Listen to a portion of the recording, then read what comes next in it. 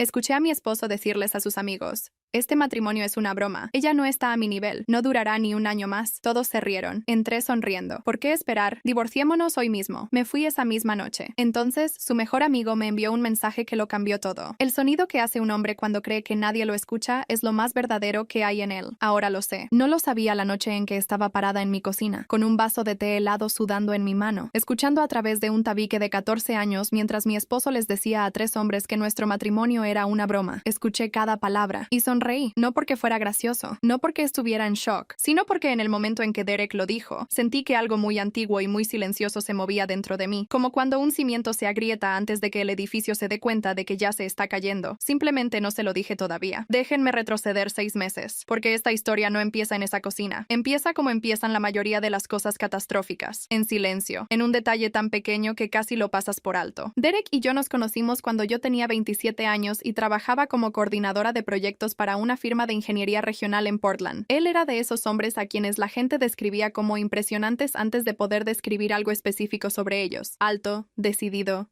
siempre un paso adelante en la conversación. Tenía opiniones sobre el vino, sobre la zonificación municipal y sobre el colapso de la arquitectura estadounidense de mediados de siglo, y las expresaba con la confianza particular de alguien a quien nunca le han llevado seriamente la contraria. En nuestra tercera cita pidió por los dos sin preguntar, y recuerdo que pensé, audaz, no pensé controlador. Todavía no estaba buscando esa palabra. Nos casamos 4 años después. La ceremonia fue en el valle de Willamette, en octubre, con las viñas volviéndose doradas y rojas de esa manera tan particular de Oregón, que parece un cuadro inventado. 120 personas nos vieron prometer cosas que en ese momento sentíamos de verdad. Llevaba puestos los aretes de mi madre, pequeñas perlas colgantes que ella misma se compró el año en que finalmente dejó a mi padre, los aretes que decía que fueron su primera compra como mujer completamente libre. Me los puse esa mañana sin registrar del todo lo que estaba haciendo. A veces pienso en eso. Derek lloró un poco en el altar. Todavía creo que eso fue real. Pase lo que pasara después, y pasó mucho después. Creo que esas lágrimas fueron reales. Los primeros 2 años fueron genuinamente buenos. Quiero ser justa en esto. Viajamos, cocinábamos cosas complicadas los fines de semana. Teníamos el tipo de discusiones que terminan en risas porque los dos están demasiado entretenidos el uno con el otro como para seguir enojados. Él era interesante de esa manera en que algunas personas simplemente lo son, y por un tiempo eso bastó para llenar todos los espacios. Después su firma de consultoría creció, y él se volvió muy ocupado de la forma en que se vuelven ocupados los hombres con ambición. Total, sin disculpas, exigiendo que la gente a su alrededor se acomodara. Yo todavía trabajaba entonces, como coordinadora senior en la firma, y por un tiempo fuimos 2 personas con carreras que además compartían una hipoteca y una preferencia por la comida italiana los viernes. Eso se sentía sostenible, normal.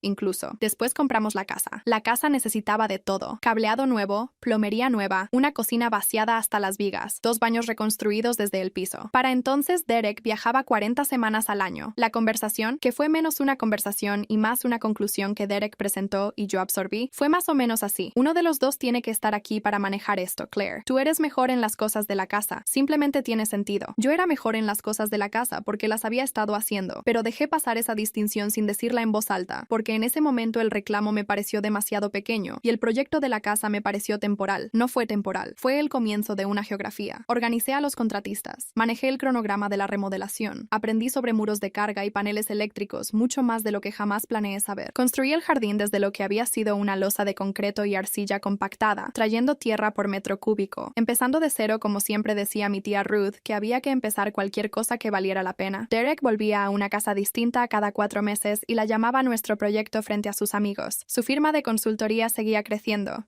Contrató personal. Lo citaron en publicaciones del sector. El salario se duplicó, después se triplicó, y con eso llegó el peso de una contabilidad no dicha. Él traía el dinero, así que él manejaba el dinero. Abrió una cuenta conjunta y la financió generosamente. También, poco a poco y sin anunciarlo, fue moviendo todo a través de ella. Mi nombre en la cuenta, su dedo en la balanza. Claire no es buena con los números. Ese fue el primer chiste, dicho en una cena cuando calculé mal una propina. Todos se rieron, yo incluida. Después, Claire necesita que yo maneje las finanzas. Se volvería loca con Excel. En la fiesta navideña de su firma, más risas. Después, se olvidaría de respirar si yo no se lo recordara. Se lo dijo a su propia madre por teléfono. Lo escuché desde el pasillo. Él no sabía que yo estaba ahí. En algún momento dejé de reírme. No sé exactamente cuándo. Solo sé que hubo una noche en que un chiste aterrizó y, en lugar de una sonrisa refleja, sentí algo más parecido al reconocimiento. El reconocimiento lento y específico de una mujer siendo editada, frase por frase, risa por risa, hecha más pequeña en incrementos demasiado sutiles como para señalarlos en el momento. Esto es lo que Derek no sabía. Durante 3 años, desde la primavera en que me senté en nuestro solarium a las 6 de la mañana con una taza de café y me di cuenta de que no podía nombrar un solo bien en mi vida que fuera mío, sin ambigüedad, legal e innegablemente mío, había estado invirtiendo. Empezó con la herencia de mi tía Ruth, $4,000, que era todo lo que tenía, que había pasado 81 años acumulando mientras trabajaba como auxiliar escolar en Medford, Oregón. Ruth fue la última mujer de mi familia en morir sin dinero y había pasado su última década pidiendo disculpas por eso, lo cual era peor que morir. Tomé sus $4,000 y tomé una decisión. Iba a hacer algo con eso que nadie pudiera atribuirse. Abrí una cuenta de corretaje solo a mi nombre. Leí durante 6 meses antes de poner un centavo. Libros con portadas horribles e interiores brillantes, del tipo que no llega a listas de más vendidos, porque no prometen hacerte rico de la noche a la mañana. Pasé meses en foros financieros. Estudié documentos presentados ante la SEC, con la misma intensidad que antes le había dado a las especificaciones arquitectónicas. Desarrollé, despacio y con confianza creciente, una metodología. Cuando Derek veía deportes, yo hacía hojas de cálculo. Cuando él pensaba que yo veía televisión, yo escuchaba reportes de resultados trimestrales con un audífono puesto, el volumen bajo, el teléfono boca abajo sobre el cojín del sofá. El primer año perdí $1,200. Anoté cada error en un cuaderno que guardaba en una caja en mi closet, etiquetada Tía Ruth. Lo bastante sentimental como para que Derek nunca la mirara 2 veces. Lo bastante práctica como para contener todo lo que necesitaba proteger. Catalogué esos errores de la misma manera en que después Philip Torres catalogaría las transferencias bancarias de Derek, metódicamente, sin autocompasión, buscando únicamente lo que era verdad y lo que se podía corregir. Ajusté. Empecé a tomar posiciones modestas en sectores que realmente entendía: infraestructura, servicios públicos regionales, materiales de construcción, cosas que conectaban con lo que había pasado 5 años aprendiendo sobre el terreno mientras manejaba remodelaciones de las que Derek se atribuía el mérito en conversaciones de cóctel. En el segundo año había ganado $22,000.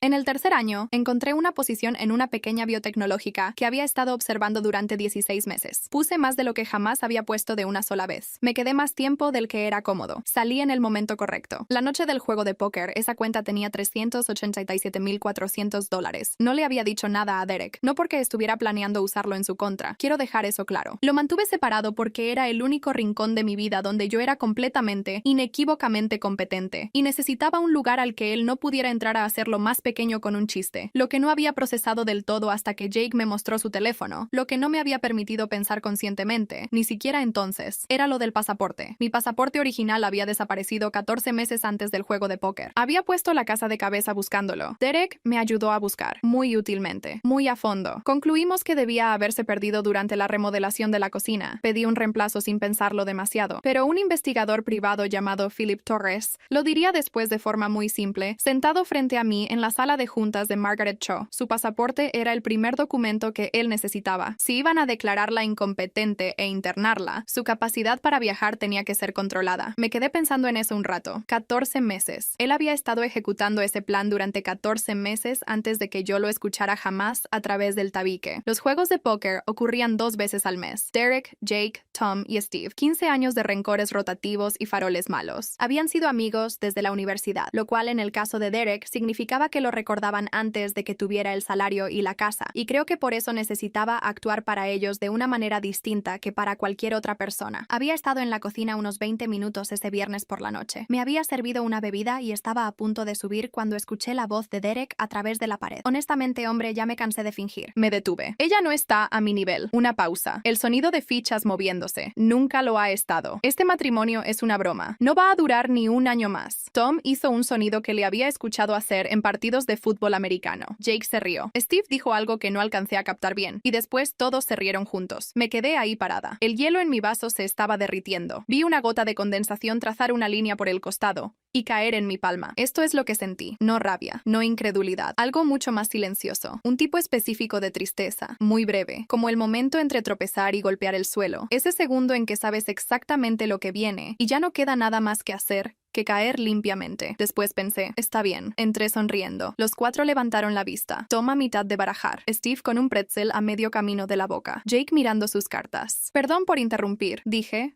con tono agradable. Pero Derek estaba pensando. Lo miré directamente. Dijiste que nuestro matrimonio no va a durar ni un año más. ¿Y si no esperamos? El silencio fue distinto al silencio normal. Tenía textura, peso. La cara de Derek hizo 3 cosas en apenas 2 segundos. Se puso pálido, después rosado, después adoptó una expresión que solo puedo describir como acorralada. Claire, cariño. Su voz era muy cuidadosa. ¿Sacaste eso de contexto? ¿Sí? Incliné la cabeza. Jake estaba estudiando la mesa. Tom había dejado las cartas. El teléfono de Steve de pronto era lo más interesante que había visto en su vida. Miré a Derek con mucha calma. Manejas todas nuestras finanzas porque soy demasiado tonta para hacerlo yo misma. ¿No es más o menos lo que has estado diciendo por, ¿qué, 3 años? Eso no es. Mientras tú lo manejabas todo, dije suavemente. Yo estaba ocupada convirtiendo $60,000 en casi 400,000. Nadie se movió. Por mi cuenta, en silencio, sin tu ayuda. Levanté mi vaso. Disfruten el juego. Después me fui. No solo del cuarto, de la casa. Tomé mis llaves, mi bolso, mi pasaporte, el que había pedido reemplazar en silencio 8 meses antes cuando el original desapareció, el primer detalle que había archivado sin nombrarlo del todo, y manejé hasta un hotel junto a la Interestatal 5, con sábanas limpias y arte malo en las paredes, y me senté al borde de la cama sintiendo esa cualidad particular del silencio que sigue a una decisión. Pedí servicio a la habitación, comí despacio, puse la televisión en algo sin sentido y la vi sin verla realmente. A las 11:48 p.m. mi teléfono vibró. Jake. Casi lo dejé pasar al buzón de voz. Mi pulgar dudó sobre la pantalla. Después leí la vista previa. Necesitamos hablar. Hay algo sobre Derek que no sabes. Me quedé un momento con eso. Después escribí 10 a.m. No llegues tarde. Jake ya estaba en la cafetería cuando llegué. Lo conocía desde hacía 12 años. Era el amigo más antiguo de Derek. De una manera que me hacía pensar que esa amistad probablemente se había fosilizado alrededor de una versión muy temprana de ambos, 2 hombres de 20 y tantos, todavía descubriendo quiénes eran, que habían sellado un vínculo antes de que ninguno de los dos tuviera suficiente información sobre el mundo como para saber sobre qué estaba construido ese vínculo. Jake era un hombre grande e incómodo con un chaleco polar, que trabajaba en logística y entrenaba fútbol juvenil los fines de semana, y que era, según cualquier medida honesta, una persona decente que había cometido el error específico de dejar que la lealtad sustituyera al criterio durante demasiado tiempo. Se veía como si no hubiera dormido. Había 2 cafés en la mesa. Empujó uno hacia mí. Me senté. Habla. Se frotó la cara con ambas manos. Respiró. Y entonces habló. Derek ha estado planeando esto por más de 2 años, dijo. No planeando divorciarse de ti. Planeando qué pasaría contigo después. Hay una diferencia. Me observó la cara. Mantuve la mía quieta. Contrató a un hombre llamado Renner. Hace trabajo de investigación financiera, sobre todo para bufetes de abogados y divorcios de alto patrimonio. Derek le pagó desde una cuenta personal que yo no conocía hasta hace poco. Jake elegía sus palabras con cuidado visible. Hizo que Renner rastreara tus gastos, tus cuentas, tu actividad, todo, desde una cuenta personal que yo no conocía hasta hace poco. Jake elegía sus palabras con cuidado visible. Hizo que Renner rastreara tus gastos, tus cuentas, tu actividad, todo, cada transacción con tarjeta, cada inicio de sesión, todo. Envolví mis manos alrededor de la taza. Encontró la cuenta de inversiones hace 6 meses. Claire, Jake se inclinó ligeramente hacia adelante. Sabe lo del dinero. Lo sabe desde noviembre. Ha estado planeando en torno a eso. Su plan era calcular con precisión el momento de presentar el divorcio. Presentar primero, antes de que pudieras mover los fondos, invocar la orden de restricción temporal automática de Oregón sobre disposición de bienes y reclamar la mitad antes de que tú siquiera supieras que te habían notificado. El café se estaba enfriando. Lo dejé enfriar. Las aventuras, dije. Jake cerró los ojos, muy brevemente, de la manera en que la gente cierra los ojos justo antes de decir algo que no se puede desdecir, no para esconderse, solo para reconocer que las siguientes palabras van a costar algo. 3, dijo, que yo sepa con certeza. La primera fue una mujer de su oficina en Seattle. Terminó hace unos 4 años cuando ella se trasladó a la sucursal de Boston. La segunda fue alguien que conoció en una conferencia. Solo sé qué pasó porque me lo contó estando borracho, y creo que se arrepintió de inmediato. Una pausa. La que tiene ahora tiene 28 años. Trabaja en la firma. Se llama Melissa Vance. No sabe que él sigue legalmente casado. O no lo sabía. Asentí. Sentí que mi cuerpo absorbía esa información como absorbe el agua la madera vieja. Despacio, hacia adentro de la veta, donde se quedaría. ¿Algo más? Mi voz era muy pareja. Jake exhaló por la nariz. Despacio, como se exhala antes de hacer algo difícil. Tomó su teléfono. Buscó lo que necesitaba. Lo deslizó hacia mí sobre la mesa. Capturas de pantalla. Registros de transferencias bancarias. Un documento escaneado con una estructura de carpetas visible en la esquina de la imagen. Y un documento hasta arriba de la pila que Derek había titulado, con la confianza específica de un hombre al que nunca lo han atrapado en nada, Proyecto Claire. 12 páginas. Secciones con pestañas. Una cronología en el apéndice. Lo leí una vez. Dejé el teléfono. Miré por la ventana hacia la calle común donde pasaban cosas comunes. Después lo leí otra vez. No era un plan de divorcio, era un plano para borrarme. Derek había localizado a un psiquiatra, un hombre llamado el Dr. Alan Holt, con consulta privada en Lake Oswego y un historial de brindar servicios de evaluación en procesos de divorcio de alto patrimonio, casi siempre para la parte que iniciaba el proceso, que había accedido a redactar una evaluación por escrito, caracterizándome con patrones consistentes con impulsividad financiera, escaso control de impulsos y posibles episodios hipomaníacos. La cuenta de inversiones de $387,000 en el planteamiento final del Dr. Holt iba a ser evidencia no de competencia, sino de manía, de inestabilidad, de una mujer que necesitaba ser protegida de sí misma. El plan era presentar simultáneamente la demanda de divorcio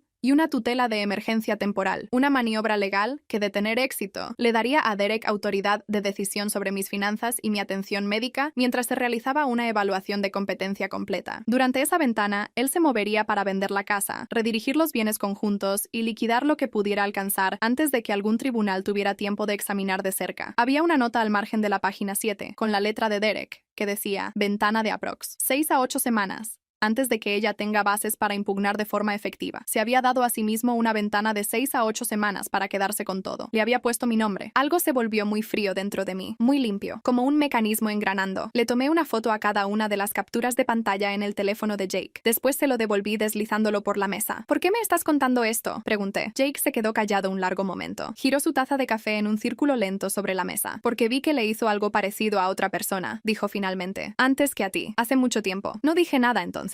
Levantó la vista. He estado cargando eso durante 15 años. No pregunté quién. Esa era otra historia. Una que probablemente nunca conocería del todo. Está bien, dije. Gracias, Jake. Pareció sorprendido. Creo que esperaba algo. Lágrimas, tal vez, o rabia, o una salida dramática. Parecía preparado para un impacto. Terminé mi café. Me puse el abrigo. Dejé $6 en la mesa por las bebidas. Después caminé hasta mi auto en el estacionamiento. Me senté en el asiento del conductor bajo la luz fría de la mañana y me quedé completamente quieta durante exactamente 4 minutos. Después llamé a mi hermana Dana, que es abogada de contratos en Seattle, y le dije, necesito una recomendación. El mejor abogado de divorcios del estado. Hoy. Claire. Hoy. Dana. Un silencio. Después. Margaret Cho. Para el mediodía estaba en las oficinas de Margaret Cho, JD, 31 años en Derecho de Familia. Una reputación que la precedía por varias cuadras en el ámbito legal de Portland. Era la abogada que otros abogados mencionaban cuando explicaban qué significaba en realidad una representación agresiva. Tenía 60 años. Era compacta, con el cabello plateado corto y esa quietud particular de alguien que ya lo ha escuchado todo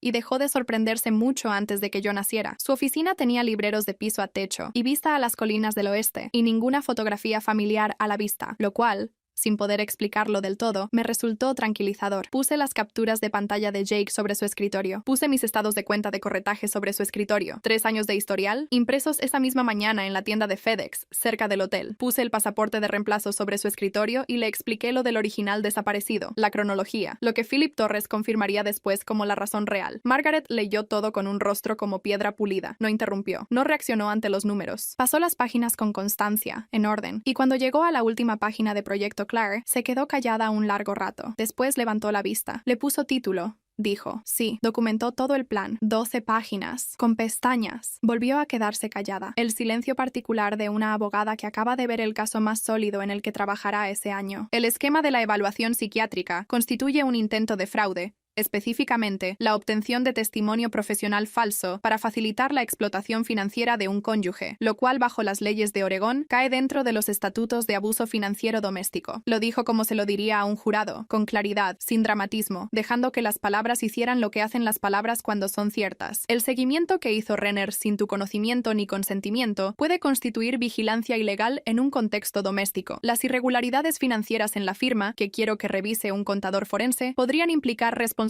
penal separada del proceso civil de divorcio. Hizo una pausa. Las aventuras, documentadas y con fecha y hora, establecen fundamentos de culpa que afectan de forma significativa el cálculo de la repartición de bienes. Entrelazó las manos sobre el escritorio. ¿Cuánta documentación más puedes darme además de esto? Toda la que necesite. Jake Weir. ¿Va a cooperar? Sí. Voy a necesitar su declaración por escrito para el final de la semana. Tomó su teléfono. Voy a llamar a Philip Torres. Es el mejor contador forense con el que trabajo. Va a necesitar acceso a todo lo que tenga sobre las finanzas conjuntas. años. Puedo reunir todo hoy mismo. Bien. Dejó el teléfono y me miró directamente. Señora, se detuvo. Claro, lo que tu esposo planeaba hacerte no es algo que la mayoría de la gente sobrevive cuando lo enfrenta. El mecanismo de tutela, cuando funciona, es muy efectivo. El hecho de que estés sentada en esta silla, con documentación, con tiempo para prepararte, eso no es poca cosa. ¿Entiendes eso? Dije que sí. No creo que lo haya entendido del todo en ese momento. Creo que lo entiendo mejor ahora. Philip Torres llegó a la oficina de Margaret la mañana siguiente. Tenía 53 años. Era compacto y metódico de la forma en que lo son las personas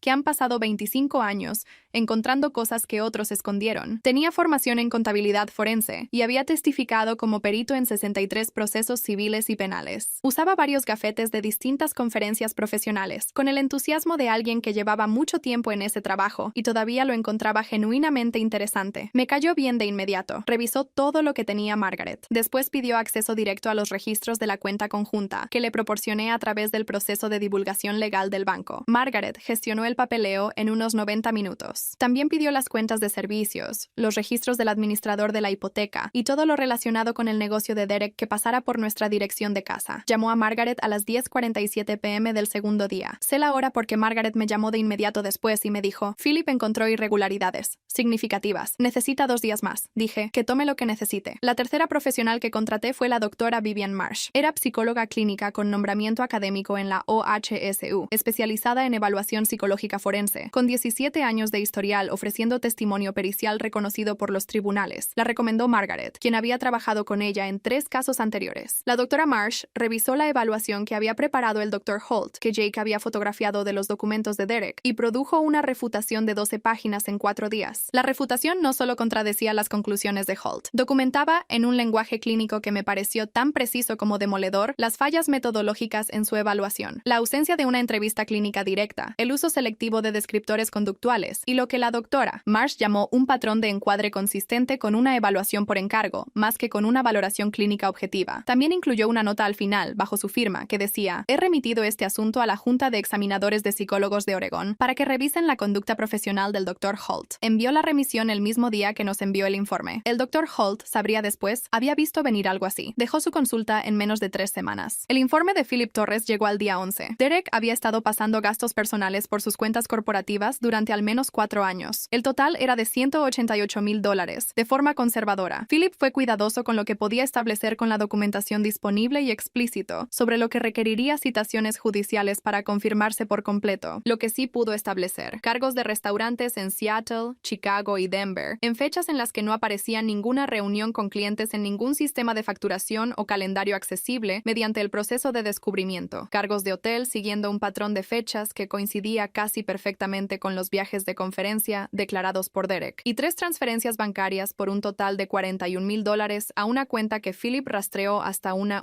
empresa fantasma registrada en Nevada en 2019. La empresa fantasma tenía un solo funcionario registrado, el excompañero de universidad de Derek, que se había mudado a Boise y que, según anotó secamente Philip en su informe, parecía haber hecho muy poco trabajo por esos $41,000. Presentamos la documentación del fraude corporativo por separado del proceso de divorcio, decisión de Margaret, a la que me sometí por completo. ¿Quieres que esto vaya por vías distintas?, me dijo. El divorcio civil se resuelve más rápido si el asunto penal corre en paralelo, no incrustado. Confié en ella. Había tenido razón en todo lo demás. El día 11 también recibí una llamada de Margaret. Melissa Vance se puso en contacto, dijo. Me quedé callada. Nos contactó a través de un intermediario, una amiga suya que trabaja en derecho laboral. No sabía que Derek seguía casado. Lo descubrió. No sé exactamente cómo, y ella no lo ha dicho. En la última semana. ¿Quiere hablar? ¿Tiene algo?, pregunté. Margaret hizo una pausa, cosa que nunca hacía a menos que estuviera eligiendo sus palabras por alguna razón. Tiene una grabación, dijo. Algo que Derek le dijo, que aparentemente no se dio cuenta de que ella había guardado. Ella la llamó, y estoy citando, un respaldo por si acaso. Dijo que cuando entendió lo que contenía, sintió que tenía que hacer algo. ¿Qué hay en ella? Otra pausa. Quiero que la escuches en persona, dijo Margaret. Ven mañana por la mañana. Fui a la mañana siguiente. Escuché 11 minutos de audio que Derek había grabado, sin saber que lo estaban grabando, en una noche en la que creía estar completamente a salvo. No voy a poner el contenido en detalle aquí. Lo que diré es esto. No eran las aventuras que ya teníamos. No era el fraude financiero financiero que Philip ya había documentado. Lo que aparentemente Derek le había dicho a Melissa con la intimidad específica de alguien que cree estarle confesando algo a una aliada, tocaba un estatuto completamente distinto. Algo que explicó por qué, cuando Cassidy lo escuchó en la cafetería, apretó el brazo de Derek y bajó la voz a un registro que tuve que leerle los labios para entender. Margaret lo llamó la última pieza. Philip lo llamó el tipo de evidencia que no se ve más de una o dos veces en toda una carrera. La doctora Marsh, cuando la pusieron al tanto, no dijo nada por un momento y después, no va a poder manejar esto. Presentamos la remisión a la fiscalía esa misma tarde. Al día 21, el abogado de Derek llamó a la oficina de Margaret y preguntó, en el lenguaje diplomático de los hombres que saben que ya no tienen nada que negociar, si había espacio para hablar de términos. Margaret dijo, lo hay. Traigan todo. 3 días después, Derek me entregó los papeles en público. Pero antes, las 3 semanas de por medio, volví a casa. Desempaqué mi maleta del hotel. Puse mi ropa de vuelta en el closet. Preparé la cena. Vi televisión con Derek en el sofá como habíamos visto televisión durante 15 años. Y no lo miré distinto. Ni le hablé distinto. Ni le di un solo motivo para notar algo. Él me observaba. Yo observaba todo lo demás. Se disculpó por lo del juego de póker.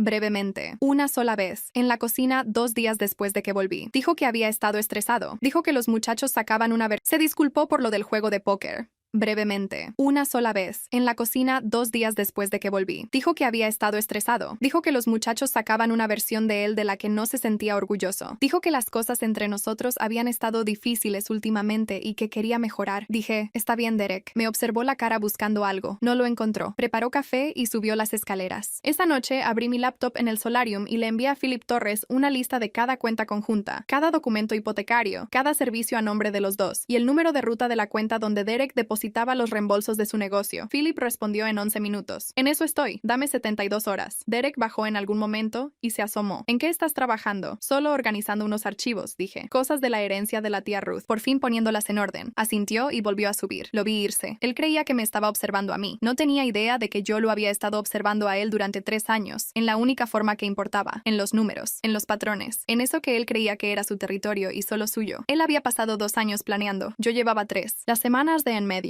de esas 3 semanas fueron las más difíciles, no emocionalmente. Emocionalmente me había quedado muy quieta, como el agua se queda quieta antes de congelarse, sino logísticamente. Philip necesitaba documentos específicos que requerían solicitudes específicas que tenían que pasar por canales específicos sin alertar a Derek. Margaret presentó 2 mociones en silencio, en una secuencia diseñada para parecer no relacionada hasta que dejó de serlo. La doctora Marsh produjo su contraevaluación y la remisión a la junta la misma semana en que también trabajaba un caso de custodia por separado. Hizo ambas cosas sin quejarse. Cociné cada noche, mantuve cada cosa ordinaria y esperé. Derek me entregó los papeles en público. Había elegido una cafetería en el centro, no la misma donde me había reunido con Jake. Otra, más nueva, más expuesta. Creo que quería que la humillación fuera visible. Creo que se imaginaba que yo flaquearía, que lloraría, que haría una escena que él pudiera describirle al juez como errática. Llevó a su abogado, un hombre llamado Richard Cassidy, con reputación de litigar agresivamente por bienes. También llevó, por razones que solo puedo atribuir a la soberbia, a Jake. Yo llevé a Margaret Cho, llevé a Philip Torres, llevé a la doctora Vivian Marsh, y llevé cada página de Proyecto Claire,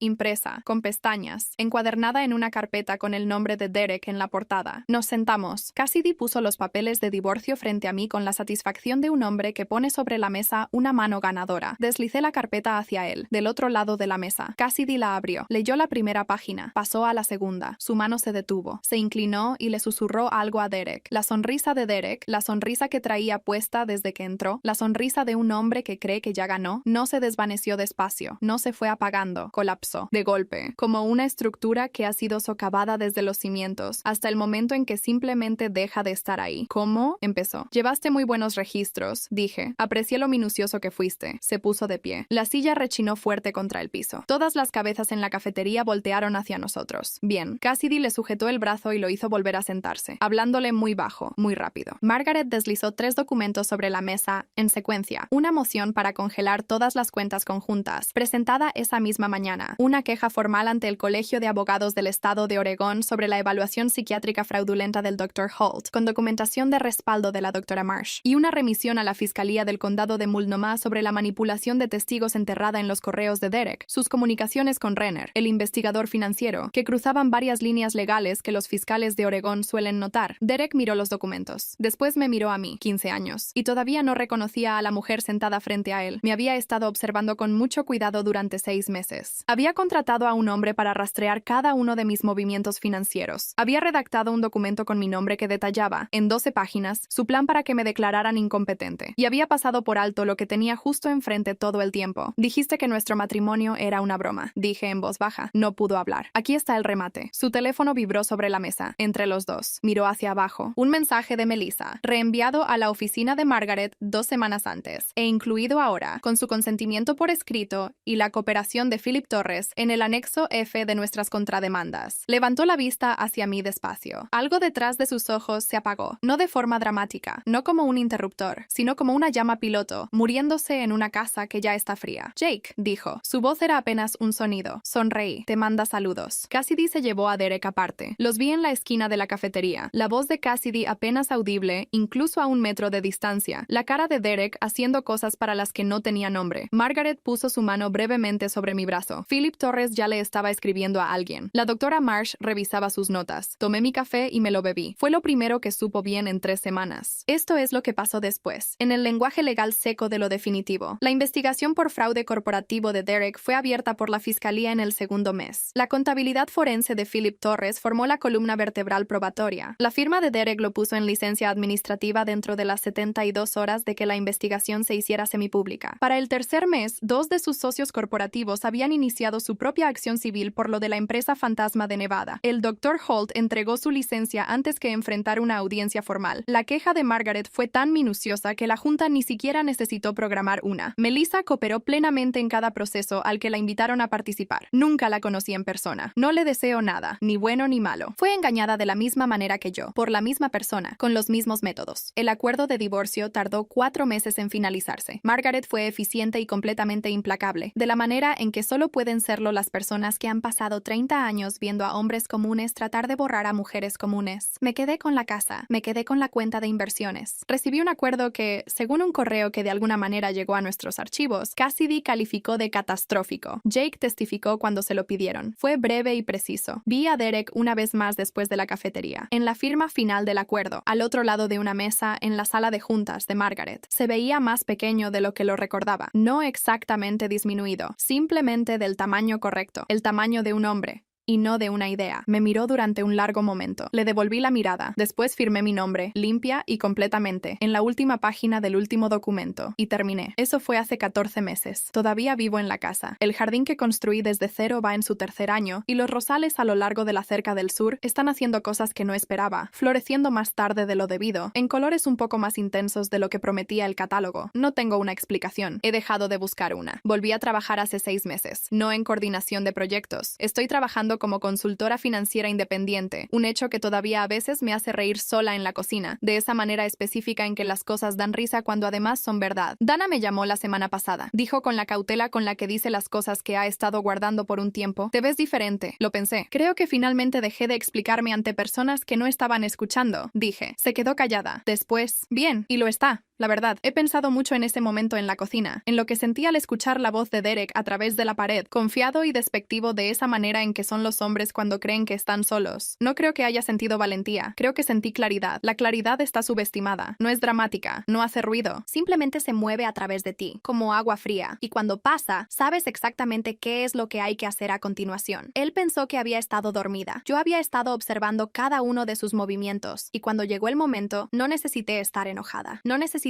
sentirme moralmente superior. No necesité nada de él, en absoluto. Solo necesité ser la mujer que había sido en silencio, en el solarium, con un libro que él nunca preguntó. La mujer que convirtió $60,000 en casi 400,000, mientras él les explicaba a sus amigos que ella no sabía manejar números. La mujer a la que le puso su nombre a un plan, porque creyó que nombrarlo era lo mismo que ganarlo. No lo era. Realmente no lo era.